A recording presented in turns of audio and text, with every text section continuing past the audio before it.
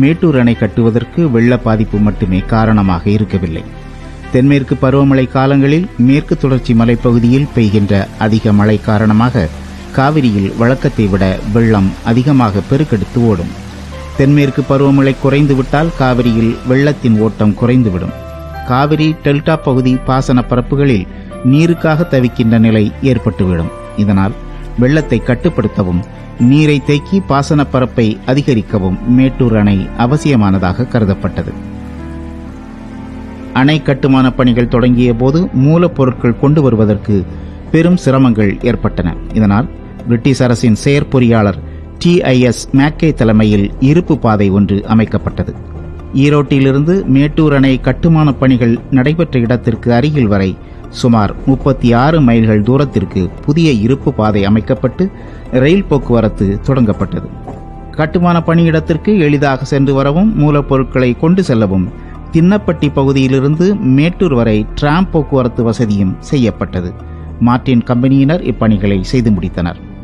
மேட்டூருக்கு இடதுபுறம் உள்ள பகுதிகளுக்கு சென்று வருவதற்காக புதிதாக ஒரு பாலம் கட்டப்பட்டு 1927ஆம் ஆண்டு ஆகஸ்ட் மாதம் பயன்பாட்டிற்கு வந்தது.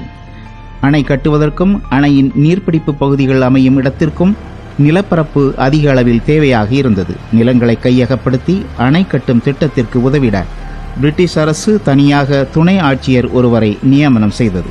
அரசின் நிலம், ஜமீன்தாரி நிலங்கள், இனாம் நிலங்கள், வேளாண் நிலங்கள் உட்பட நிலம் கையகப்படுத்தும் போது இழப்பீடுகள் வழங்கப்பட்டன.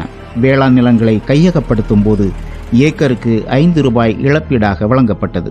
சேலம் மாவட்டத்தில் 7409 ஏக்கர், கோயம்புத்தூர் மாவட்டத்தில் 11462 ஏக்கர் நிலங்கள் எடுக்கப்பட்டன.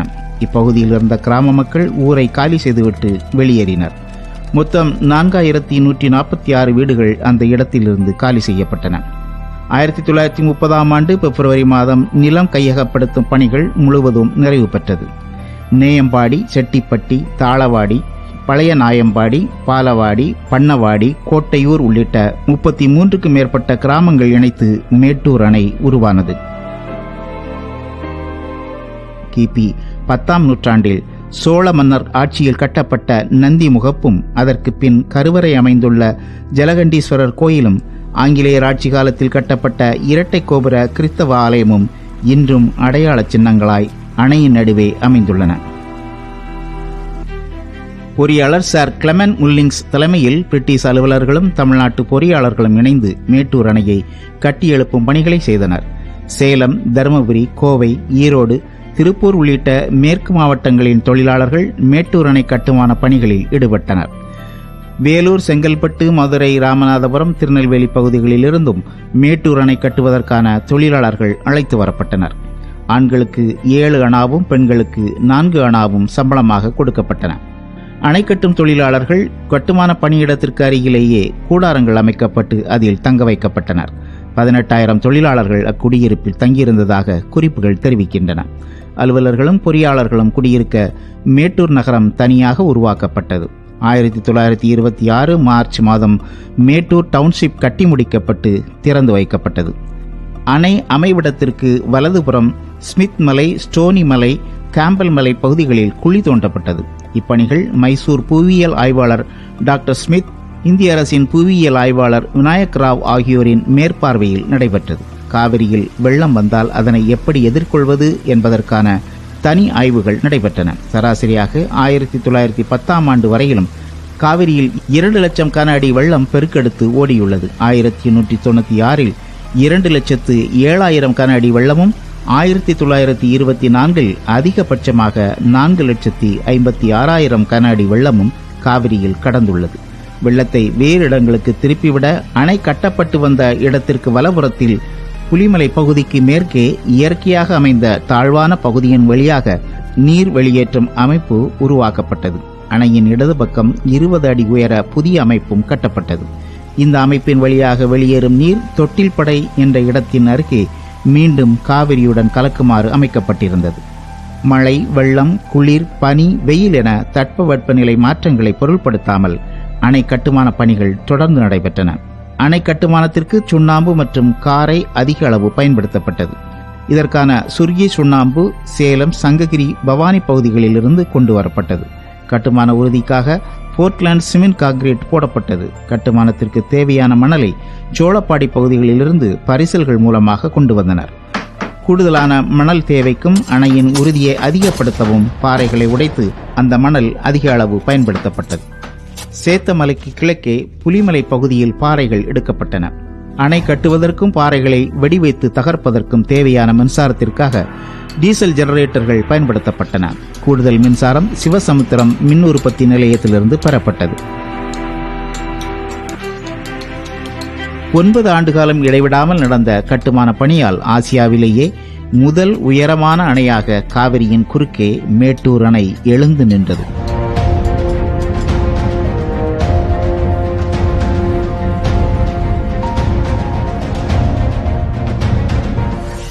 நூற்றி 20 அடி உயரத்திற்கு தண்ணீரை தேக்கும் வகையில் 214 அடி உயரமும் 5300 அடி நீளமும் 171 அடி அகலமும் கொண்டதாக அணை அமைந்திருந்தது.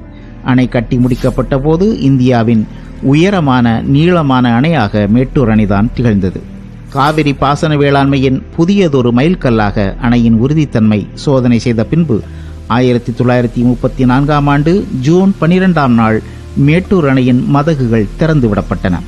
அதே ஆண்டு ஆகஸ்ட் 21ஆம் நாள் சென்னை மாகாண ஆளுநர் முறைப்படி மேட்டூர் அணையை திறந்து வைத்தார். மேட்டூர் அணை கட்டுமான திட்டத்தினை தொடங்கி வைத்த சென்னை மாகாண ஆளுநரான சர் ஜார்ஜ் ஃபிரெடரிக் ஸ்டான்லியின் பெயரினை அணைக்கு சூட்டி ஸ்டான்லி அணை என்று அழைத்தனர். மேட்டூர் அணையின் அருகிலேயே ஸ்டான்லி பூங்கா ஒன்றும் உருவாக்கப்பட்டது. இதனை ஆளுநர் ஸ்டான்லியின் மனைவி பேட்ரிக் ஸ்டான்லி திறந்து வைத்தார்.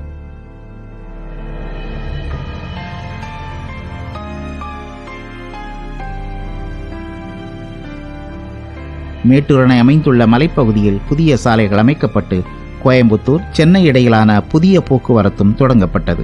மேட்டூர் அணையின் கட்டுமான பணிக்காக ஒதுக்கப்பட்ட 7,37,00,000 ரூபாய் திட்ட மதிப்பீட்டில் 6,67,00,000 செலவு செய்து திட்டப்பணிகள் முடிக்கப்பட்டன. மேட்டூர் அணையில் 16 கண் உபரி நீர் போக்கி மதகுகள், 8 கண் மேல்மட்ட மதகுகள், 5 கண் கீழ்மட்ட மதகுகள் அமைக்கப்பட்டிருக்கின்றன.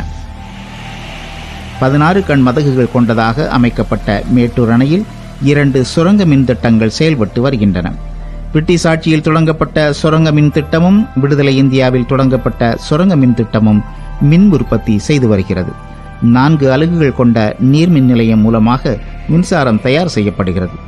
லோயர் மேட்டூர் பவர் ஹவுஸ் 4 பிரிவுகளாக செயல்பட்டு வருகிறது. முதல் பிரிவு சுமார் 10 கிலோமீட்டர் தொலைவில் செக்கனூர் நீர்த்தேக்கத்திலும், 2வது பிரிவு 20 கிலோமீட்டர் தொலைவில் நெருஞ்சிப்பேட்டை நீர்த்தேக்கத்திலும், 3வது பிரிவு பவானி அணையிலிருந்து 16 கிலோமீட்டர் தொலைவில் கொன்னேரிப்பட்டி நீர்த்தேக்கத்திலும், 4வது பிரிவு பவானி அணையிலிருந்து 5 கிலோமீட்டர் தொலைவில் உராச்சிக்கோட்டர் நீர்த்தேக்கத்திலும் அமைக்கப்பட்டுள்ளது. மேட்டூர் அணையிலிருந்து தண்ணீர் திறக்கப்பட்டால் அணை மற்றும் சுரங்க மின் நிலையம் மூலம் 250 மெகாவாட் மற்றும் காவிரி ஆற்றில் 7 கதவணை மின் நிலையங்கள் மூலம் 210 மெகாவாட் மின் உற்பத்தி செய்யப்படுகிறது.